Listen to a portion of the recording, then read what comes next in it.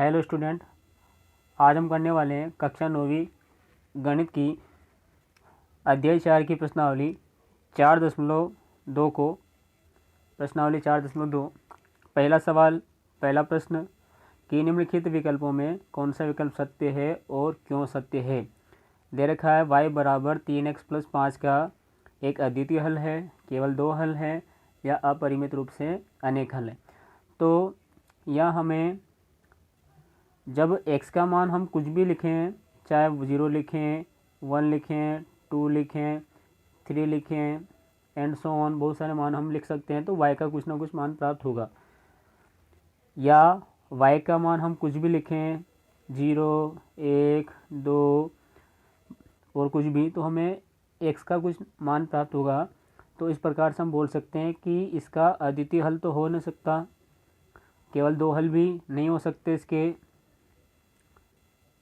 अद्वितीय हल नहीं है, दो हल नहीं है, बल्कि इसके अपरिमित रूप से अनेक हल हैं। तो हम इसका आंसर इस प्रकार से दे सकते हैं कि यह सत्य है, क्योंकि x के प्रत्येक मान के लिए y का एक संगत मान होता है और विलोमतः भी इसका सत्य होता है। अगले प्रश्न की ओर बढ़ते हैं हम।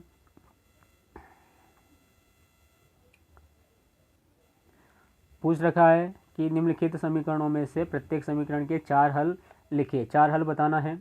पहला सवाल ये, दूसरा और तीसरा। पहले का सवाल लेते हैं अपन कि 2x + y बराबर 7 है। सबसे पहला काम हमारा ये होना चाहिए कि यहाँ पर हमें y के इक्वल में समीकरण को लिखना है, तो इस 2x को पक्षांतर करके उधर भेज देते हैं। जब ये 2x बराबर से इधर आएगा तो चिन्ह बदलेगा, तो ये हो जाएगा y बराबर 7 - 2x। अब इस x की जगह पे हमें सबसे पहले x बराबर 0 लिखना है, फिर 1 लिखना है, फिर 2 लिखना है, फिर 3 लिखना है। जब हम x बराबर 0 लिखते हैं तो यहाँ बनता है y बराबर 7 - 2 × 0। 2 का इंटू 0 में करेंगे तो ये बनेगा बराबर में 7 - 0। 7 में से 0 घटाया तो 7 बच गया है। x बराबर लिखा तो ये बन गया y बराबर 7 - 2 × 1 बराबर बन गया 7 - 2 बराबर 5 प्राप्त हो गया। x बराबर 2 लिखा तो ये बन गया y बराबर 7 - 2 × 2 बन गया 7 - 4 बराबर 3 प्राप्त हुआ। x बराबर 3 लिखा तो y बराबर 7 - 2 × 3, ये बन गया 7 - 6, तो हमें 1 प्राप्त हो गया।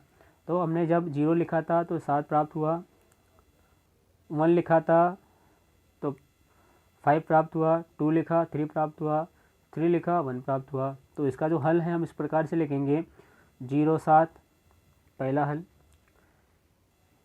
1 और 5 दूसरा हल, 2 और 3 तीसरा हल और 3 और 1 चौथा हल। इस प्रकार से हमने किया।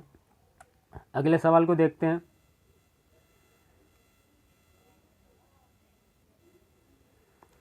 दे रखा है πx + y बराबर 9। सबसे पहले वही काम करना है, इस πx को उधर पहुंचाना है। प्लस का है, इधर गया तो माइनस का, तो y बराबर 9 - πx। x बराबर 0 लिखें तो बनेगा y बराबर 9 - π × 0। 9 - 0 तो बराबर हमें प्राप्त हुआ 9।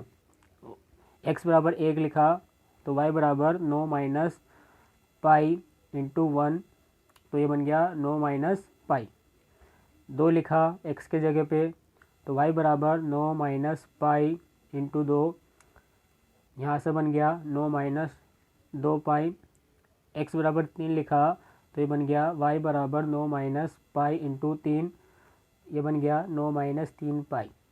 तो हमने यहाँ पर जब 0 लिखा तो आंसर 9 मिला, तो पहला हल हो गया 0, 9। दूसरी बार हमने 1 लिखा था तो हमें 9 - π प्राप्त हुआ था, दूसरा हल।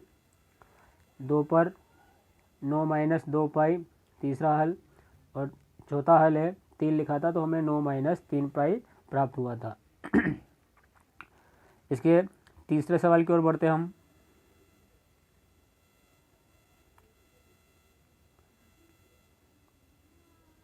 तीसरा सवाल है x बराबर 4y, y के बराबर मान लेना है। तो हमने इन दोनों पक्षों को आपस में चेंज कर लिया। ये बन गया 4y बराबर x। y का मान निकालना है तो ये 4 इसके बटे में चल गया, तो y बराबर x बटा 4 हो गया। x बराबर 0 लिखेंगे तो ये बनेगा y बराबर 0 बटा 4। 0 बटा 4 इसका मतलब हो गया 0।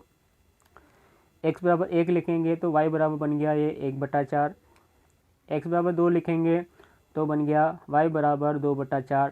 ये संख्या 2 से कट रही है तो 2 से ऊपर एक बार कटा, 2 से नीचे 2 बार कटा, तो इसका आंसर हुआ 1 बटा 2। x बराबर 3 लिखा तो y बराबर बन गया ये 3 बटा 4। अब हमें इसका हल लिखना है तो हल इस प्रकार से लिखेंगे हमने 0 लिखा तो 0 पर 0 प्राप्त हुआ, 1 लिखा तो 1 बटा 4 प्राप्त हुआ था, 2 लिखा 1 बटा 2 प्राप्त हुआ था, 3 लिखा 3 बटा 4 प्राप्त हुआ था। ये इसके 4 हल बन गए।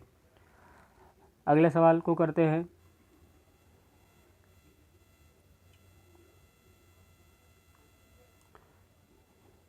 सवाल दे रखा है कि बताइए कि निम्नलिखित हलों में से कौन समीकरण x माइनस 2y बराबर 4 के हल हैं और कौन कौन से इसके हल नहीं हैं।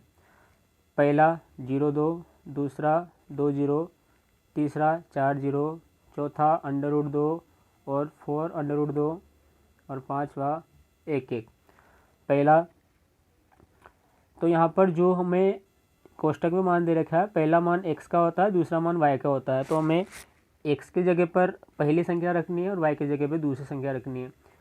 यदि ये दोनों मान रखने के बाद हमें ये 4 प्राप्त हो रहा है तो हम बोल देंगे कि ये इसका हल है। यदि प्राप्त नहीं हो रहा है तो इसका हल नहीं होगा। यहाँ पर इसका पहला सवाल 0 और 2 रखो, तो x बराबर 0 और y बराबर 2 रखने पर समीकरण थी अपने पास x माइनस 2y। मान लिखा 0 माइनस 2 गुणित 2, 2 में 2 का गुणा किया तो माइनस का 4 मिला, 0 में से -4 घटाया तो -4 मिला। चूँकि ये 4 के बराबर नहीं आया, जब 4 के बराबर नहीं आया तो ये इसका समीकरण का हल नहीं है।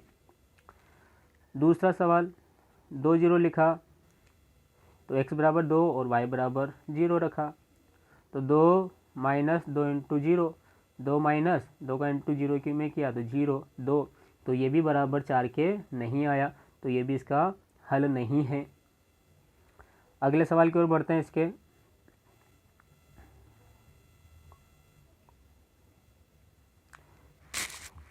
ये दे रखा था 4 0, तो x में हमें 4 लिखना है, y में हमें 0 लिखना है। तो ये समीकरण थी x माइनस 2y बराबर 4 माइनस 2 इंटू 0, तो 2 इंटू 0 मतलब 0, तो 4 माइनस 0, 4 में से 0 गया तो 4 बचा और ये उस 4 के बराबर है, तो ये इसका हल है। ये यहाँ पर √2, 4 √2, तो x के जगह पे हमने √2 लिखा और y की जगह पे हमने 4 √2 लिखा। मान रखें हमें x माइनस 2y बराबर √4 माइनस 2 और कोष्टक में 4 √2 गुणा किया पीछे वाले कोष्टक का, तो √4 माइनस 8 √2 घटाया तो माइनस का 7 √2 मिला। ये भी 4 के बराबर नहीं आया, तो हम बोलेंगे कि ये भी इसका हल नहीं है। इसका और सवाल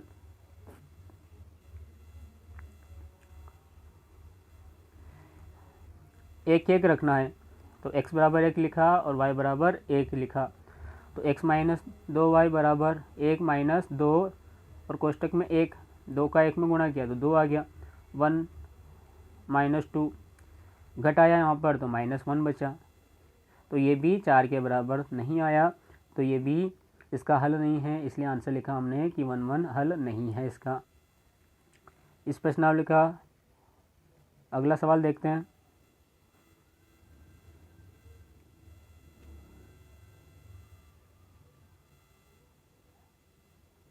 इसमें हमें k का मान ज्ञात करना है, जबकि x बराबर 2 दे रखा, y बराबर 1 दे रखा और समीकरण दे रखा 2x प्लस 3y बराबर k का एक हल हो। ये दे रखा है, तो जो समीकरण दी थी वो हमने लिखी 2x प्लस 3y बराबर k। सवाल में दे रखा है कि x की जगह 2 लिखें और y की जगह 1 लिखें, तो यहाँ x बराबर 2 और y बराबर 1 रखने पर इस समीकरण में लिखा हमने ऊपर वाले में 2, x की जगह 2 लिखा, 2 कोष्टक में 2 प्लस 3y 3 ऐसे कैसे ही, इस y की जगह 1 लिखा, y बराबर के, गुणा किया हमने, 2 का 2 में किया 4 बने, प्लस प्लस 3 का 1 में किया 3 बराबर के बन गया। इन 4 और 3 को हमने जोड़ दिया तो 7 बराबर के हुआ। चूँकि के का मान निकालना था तो हमने यहाँ पर इसको या करके लिख दिया कि के बराबर 7। तो इस प्रकार से हमने यहाँ पर के का मान निकाल लिया जो कि आया 7, ये इसके आंसर है।